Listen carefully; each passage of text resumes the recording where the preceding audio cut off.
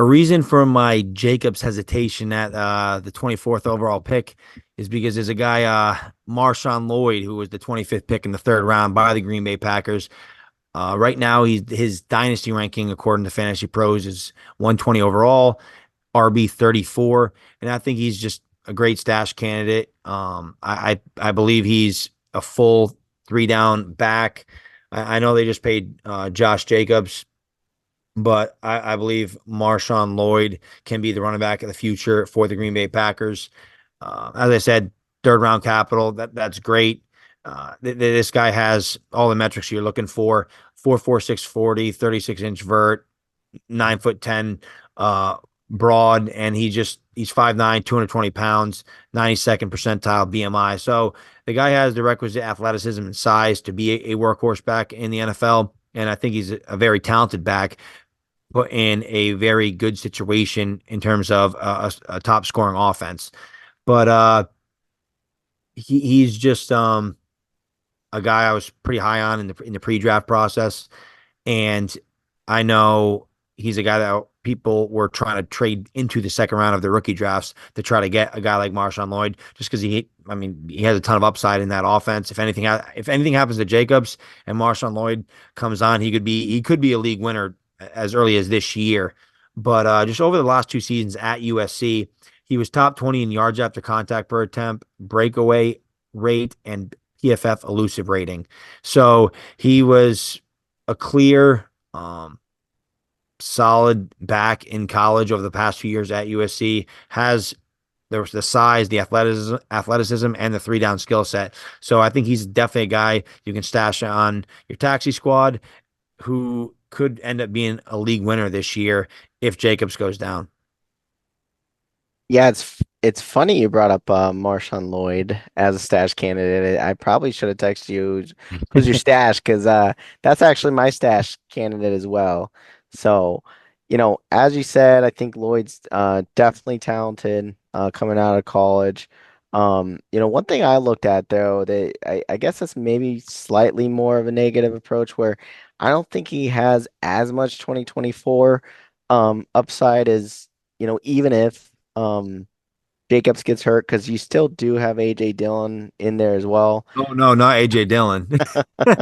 Where, yeah, I know. I mean, this is probably AJ Dillon's last year for sure, but you definitely can't forget about him, right? So if you're saying you're on the 1 yard line, um, and Josh Jacobs is hurt, they probably are going to have Dillon at the goal line. So that's one thing I looked at there. But, fortunately, in Lloyd's situation, this is Dillon's last year of his contract. So, as I mentioned, he's probably going bye-bye. So I can see Marshawn Lloyd being one of the best handcuffs in football, being a young running back. So I'm kind of looking at him more to kind of blossom in the 2025 season.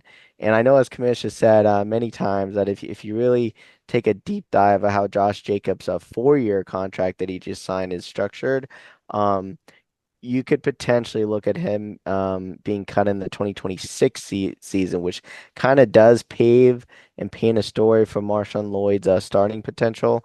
But hey, even if that doesn't happen, as we know in fantasy, handcuffs can work out for you pretty well. I know Allen Madison was not the starter that we wanted him to be last year, right? But he was one heck of a handcuff. So I think, Marshawn Lloyd, I would compare him in fantasy right now as like an Allen Madison of the future. Somebody I would really trust, if like a Jacobs goes down. So Marshawn Lloyd is also my stash candidate. And Ethan, you might like this one where, coming out of USC, you might have that Rojo potential there too, where Rojo's my guy. yeah, that's Where is right. Rojo? He's got to come back. That's right. Maybe he'll make a comeback season. Actually maybe that was Rojo maybe took some of Darnold's success. Maybe Lloyd took some of Caleb Williams' success over there. Yeah, poor Rojo. I was always so high on Rojo. I was hoping he'd eventually break through, and he never did, unfortunately.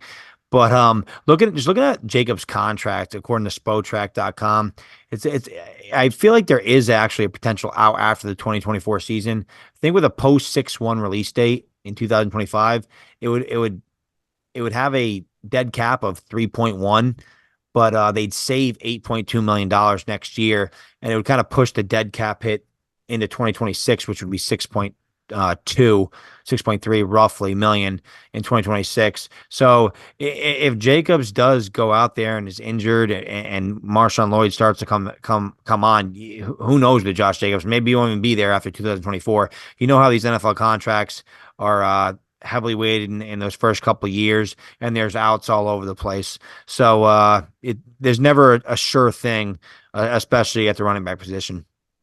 I agree. I mean, there is that scenario. I mean, they can also, I mean, if he has a good 2024 season, they might be able to play around and convert some of that money um, in 2025, right? Does he stick around one more season? Possibly, but what they're doing when they when they restructure that contract, it just making that dead money less of an impact in those future years too. So I think both scenarios can work out. They could potentially drop him after this season, but it would be kind of hard to drop him if he has this amazing season. But I think as you mentioned, how it's structured, there's a lot of play and wiggle room that gives the Green Bay Packers to kind of do whatever they want with it.